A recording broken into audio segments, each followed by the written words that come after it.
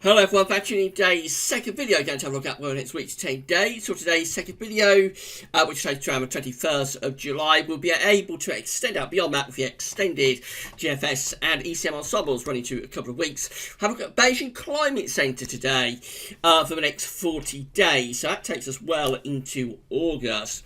First video up today was having a look at the events that are coming up over the weekend. Big sporting events coming up this weekend, and also got some festivals. So have a look at that. See what weather's going to be doing over the weekend. It's not going to be too bad at all.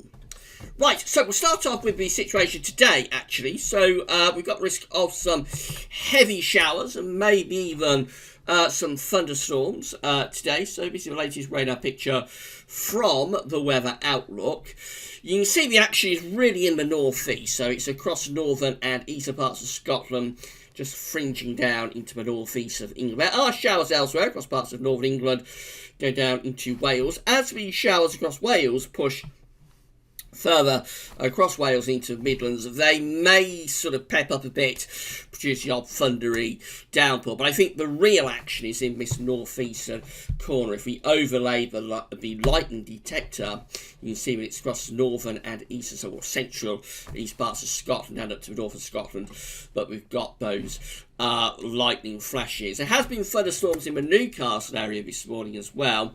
I know things have calmed down a little bit at the moment. They may get going again into the afternoon and early evening. Some very bright colours in those storms across central and eastern parts of Scotland as well. Some really torrential downpours in places too. If we pull back out, then look down into the northeast of England, you see some pretty bright colours still around the Newcastle, Sunderland area. I say things have calmed down a little bit there over the past hour in terms of lightning, but we may well see more storms brewing up this afternoon. Not quite enough here to warrant doing a storm watch, not widespread enough, I don't think, across the country, but as I say, there will be these downpours around through the afternoon. This is how the high resolution arpège model is forecasting things for this afternoon.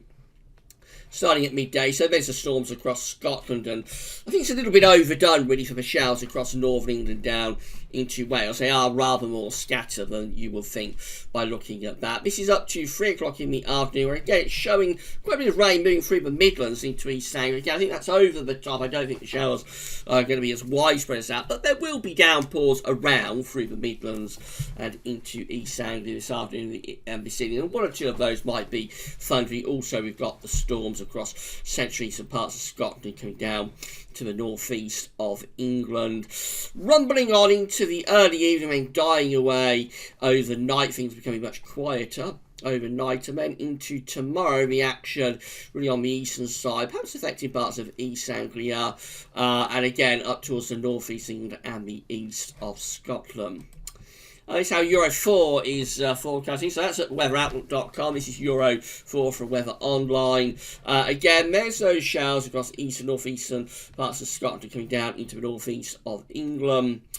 Into the afternoon, I think this is a little bit better in terms of the shower risk this afternoon. So very intense thunderstorms possible across parts of Scotland through the course of this afternoon. Got those very vibrant colours, just fringing down to northeast of England too. It looks much patchier though, doesn't it, across Wales and into the Midlands compared to what arpège is showing. That may be a bit undercooked actually for Wales and the Midlands for this afternoon. So it could be like somewhere in between arpège and Euro 4 in terms of those showers through Wales and Midlands into East Anglia. But overnight, into the evening, overnight, the showers die away, calming down, and then into tomorrow. Again, it's really on this eastern, northeastern side that we've got the shower risk tomorrow. Again, eastern parts got down into northeastern, but not as intense, not as violent, not as thundery as they are today. So that's brought you up to date with what's happening with today's shower and thunderstorm risk. Let's see what's going on in the Gulf of Mexico. So been keeping an eye on Disturbance 1. Disturbance 1 has now been renamed Disturbance 2. Or it's not Disturbance 2. Let's see what it is. It's Potential Tropical Cyclone 2. Have to get the exact name right. It's where we've got this red X here in the Gulf of Mexico. So let's see what they're saying about Potential Tropical Cyclone 2. So, as of 7 a.m. CDT, Thursday, July 11th, potential tropical cyclone 2 is producing maximum sustained winds of 35 miles an hour. It has a minimum central pressure of 1,005 millibars. And it's moving west at 4 knots or 5 miles per hour. In the next 48 hours, it has a 100% chance of becoming a tropical cyclone. And in the next 5 days, it has a 100% chance of becoming a tropical cyclone as well. So it doesn't get higher than that. This is definitely, within the next few hours, going to become a tropical cyclone. This is the forecast for this potential soon-to-be tropical cyclone. So at the moment, that's the position in the Gulf of Mexico just there. By the time we get through to 1 a.m. on Friday, which of course is American time, but by the time we get through to like the early hours of tomorrow morning, this is up to a tropical storm. So I think by then it will be named Tropical Storm Barry.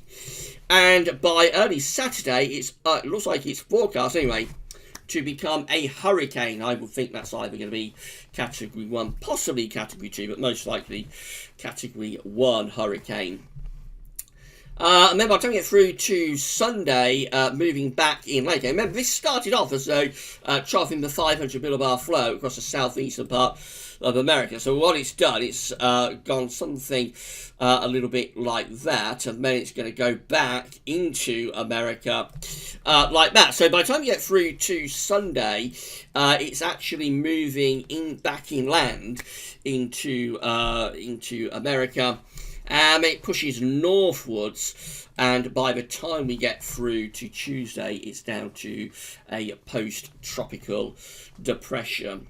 But for a while, it does become a hurricane in the Gulf of Mexico, so likely to be Hurricane Barry by the time you get through to the beginning of the weekend. Obviously, we'll be keeping you updated, keeping an eye on that. Just going quick back to this chart, we have also got another disturbance area now over here in the tropical Atlantic, where we've got this yellow X. Let's just see what National Hurricane Center is saying about this one. So this is disturbance 1, and it's got a 10% chance of cyclone formation in the next 48 hours. So very low chance it's going to do something in the next 48 hours. What they're saying about this, as of 8 a.m.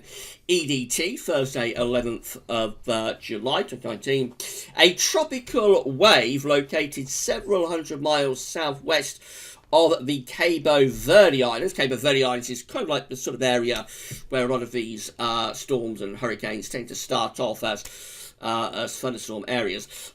So a tropical wave located several hundred miles southwest of the Cabo Verde Islands is producing disorganized shower activity. Some slight development of the wave is possible during the next day or two while it moves westward at 15 to 20 miles per hour before environmental conditions become less favourable over the weekend.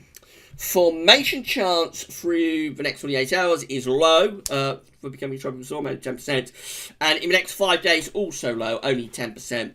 So it doesn't look like, certainly in the next 5 days, this area of showers and potentially storms is going to do much. Just going to be an area of showers that's going to start drifting its way through the tropical Atlantic, and in the next 5 days it doesn't look like it's going to do much. But of course, it's possible that this might power up into next week, so it could be something to keep an eye on through the course of next week. But at the moment, all eyes is going to be over here in the Gulf of Mexico, where we are highly likely to have Tropical Storm Barry very shortly, possibly becoming Hurricane Barry for a short time anyway, into the weekend. We shall keep a very close eye on that one.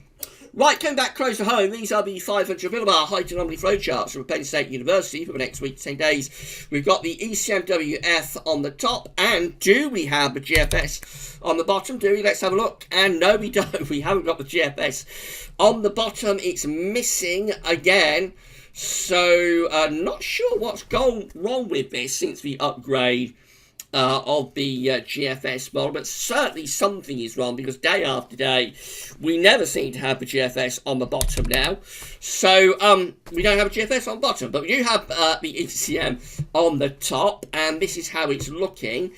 This is the mean flow chart for the next week to 10 days, taking us to the 21st of July. We've got an area of above average heights to our north. So we've got high pressure sitting up to our north. We've got below average heights to our southeast. We're bringing a slack sort of flow across the Atlantic. So this would suggest that most unsettled weather actually in the week to 10 day time frame is likely to be for more southern and eastern parts of the country, possibly going back to some higher pressure, some blocking, bringing drier conditions up to the north. That's not too dissimilar from the sort of pattern that we had, of course, back in June, that produced that deluge for particularly England and Wales. These are the 500, these are the ECMWF, no they're not, they're the GFS, upper air temperature and precipitation ensembles for the next couple of weeks. The red line here is the 30-year upper air temperature average, and this is for London today. So you can see that at the moment temperatures, upper air temperatures, very close to average, going to be staying very close to average really up to the third week of July. Anyway, there is a bit of a hint of a warming trend in the last week of July. We've been talking about this in the videos quite a bit lately. Not overly warm though, but maybe a bit of a warming trend for the last week of July. Precipitation wise, not much going on. Lots of dry weather coming up in the next week. Maybe a bit more unsettled there around the 18th, 19th, 20th of July. I mean, if anything, probably going to be drier again as we go into the final week of the month. You have to say that's not a particularly exciting ensemble, so I think we'll move on from that. Have a look at the temperature anomaly, and that doesn't look particularly exciting either. This temperature anomaly from the 11th to the 19th of July, and it's very close to average, so a little bit above average for the north, maybe ever so slightly below average for the south. Not a big deviation either way. So just continue this sort of very average type July that we've had. I know quite a few of you from reading the comments are finding this July a little bit on the dull side, a little bit on the boring side. It's one of those months, you know, where it's neither particularly hot, it's not particularly cold, it's not especially wet, but it's not totally settled either. It's just one of those very sort of average type months. It does look as though that's going to continue for the next week as well. Certainly from a temperature perspective. What about precipitation? Well, that's looking quite close to average too. So for southern and southwestern areas, a little bit drier than average. For Scotland, a little bit wetter than average. That's probably primarily down to today's thunderstorms. Otherwise, quite close to average with the precipitation anomaly from the 11th to the 19th of July.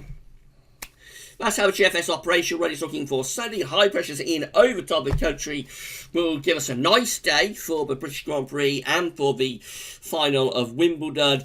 That will cover in today's first video, of course. Into Mondays, high pressure sticks with us, so lots of dry weather through to the start of next week. Through the middle part of next week, just going a bit more unsettled, especially up to the north. This area of low pressure starting to bring some showery conditions into the north, but in the south it's mainly dry.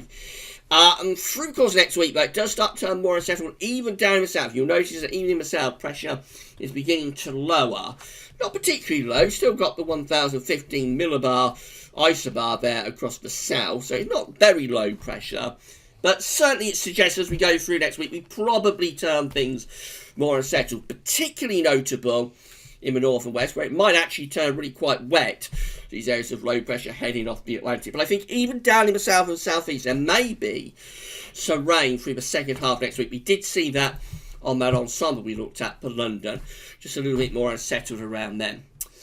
Beyond that, heading up to day 10, that's how we look. So high pressure close to the south should bring a reasonable amount of dry weather by day 10, Sunday 21st of July into the south, but for the north it does look still more unsettled.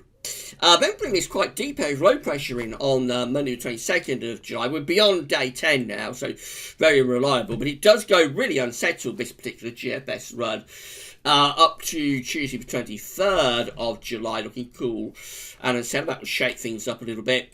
But then right at the end, we build up this area of high pressure, and that obviously will bring much drier, warmer, even hotter conditions as we get through to the closing days of the month. So there is still that suggestion within the model output that the closing days of July, last week of the month, might bring summer back. I mean genuine summer with dry and hot conditions possible in the last days of the month. We shall see. This is the GM. Again, high pressure's in for Sunday, giving us a nice second half of the weekend. That high pressure lasts into the early part of next week before it gradually weakens and low pressure comes in from the Atlantic. So by the second half of next week, we are looking quite unsettled.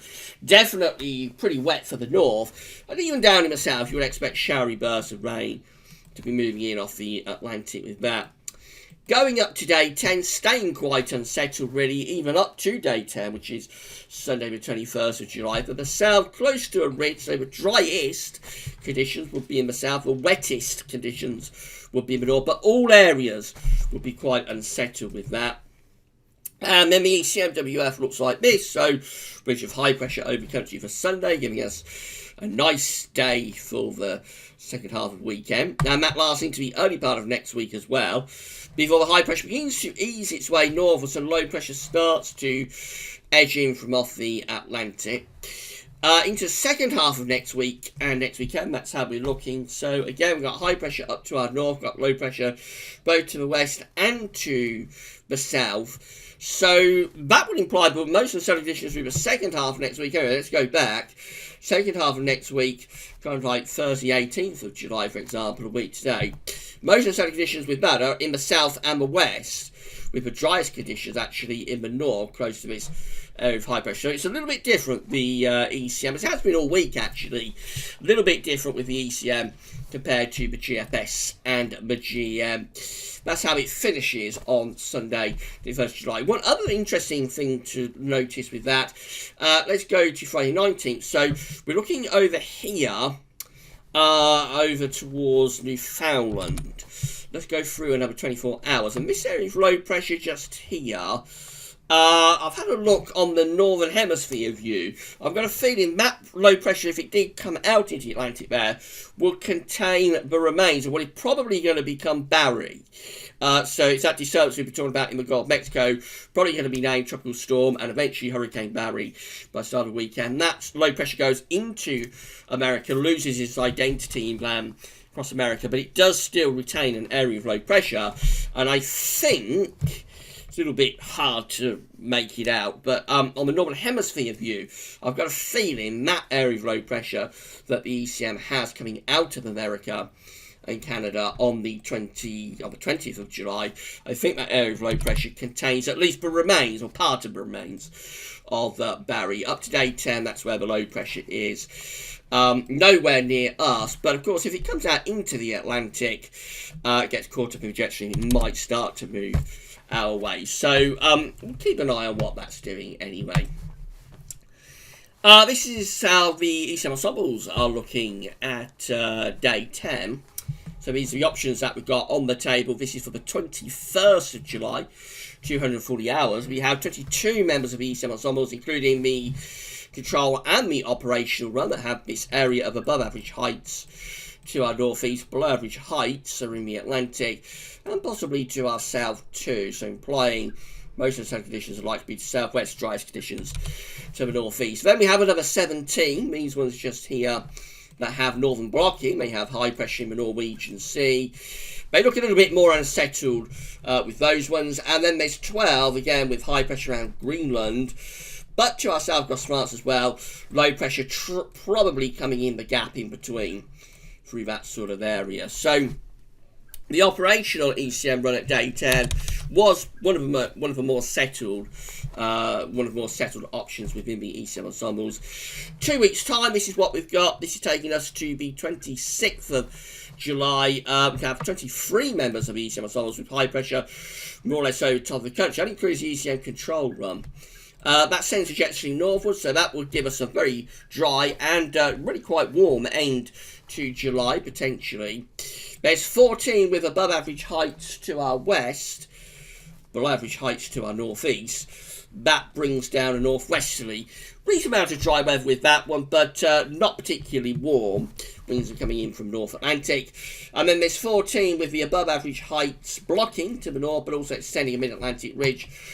low pressure to the east and possibly to the south too. That could be the most unsettled option and would again be quite cool as well. So inconclusive within the ECM ensembles as we look out towards the final days of July. Finally, this is how the Beijing Climate Centre is looking for the next 40 days. So it's going to take us well into August, the last month of this summer, of course. So this is days 1 through to 10. It's the 11th to the 20th of July. So how the 500 millibar height anomaly is looking. The coming 10 days has above average heights to our north, below average heights to our south, and also to our west. So driest conditions with that will probably be in the north, and most of the conditions likely in the south. Very similar to what the ECM is showing actually for next week. As we go through to the next 10-day period, this looks quite good. This is days 11 through 20. It's the 21st to the 30th of July, with an area of above average heights right over top of the country, below average heights out to the northwest. Jet stream gets pushed north. That will give us a lot of dry and potentially very warm or even quite hot weather, I would have thought. So that looks like a decent end to July from a warm and dry perspective. Next 10-day period is days 21 through 30. It's the 31st of July to the 9th of August, with above average heights to our south, below average heights deepening to the north. That's probably breaking down the ridge. So through the first 10 days of August, we see a transition to something rather more unsettled, a little bit more westerly. However, for the south, there will be still a reasonable amount of dry and warm weather to enjoy with that. And then finally, we go through to the final 10-day periods, which is days 31 through 40. It's the 10th to the 19th of August. The above average heights going further south. So over time through August, this high pressure gets eroded, gets pushed south. Below average heights to the north, deepening. Jet stream looks like it's on its way through the country. So that would be turning cooler and more unsettled as we go through that middle 10 days of August. Perhaps even, you would say, slightly autumnal, although for the far southwest, we're probably still closer to that high pressure to have a fair amount of dry weather. But I think it does definitely imply that after a relatively warm, dry, summer-like end to July, final 10 days of July, we see a gradual erosion of the high pressure and going to rather westerly, rather cool and unsettled as we go through the course of August. We shall see. That's all a very long way off. We have a lot of uncertainty, even as early as next week in terms of the detail. So I don't think we need to worry about August too much at this stage. So next week anyway, it looks like we're going to start off mainly dry and warm. It looks like it will turn more unsettled through next week, particularly so for the north and west. Eventually, by the second half next week, that unsettled weather may well get down even into the south and southeast. So if you're waiting for some rain for your garden, a lot of people are in the south. It has been a pretty dry run since the end of June. If you're waiting for some rain down in the south, second half of next week might provide some. Beyond that, it gets very uncertain. The hints are still there just about of something hotter through the final week of July. But we're not progressing any further with that idea at the moment. So the hints, certainly within the extended GFS, still there. But, as I say, we're not really developing the idea as we're going along day by day. So we'll just have to see about that. Right, that's it for your videos today. Tomorrow we'll have a week 10-day video update. We'll have JMA Friday as well. So come back for tomorrow's videos. That's all for now, and thanks for watching.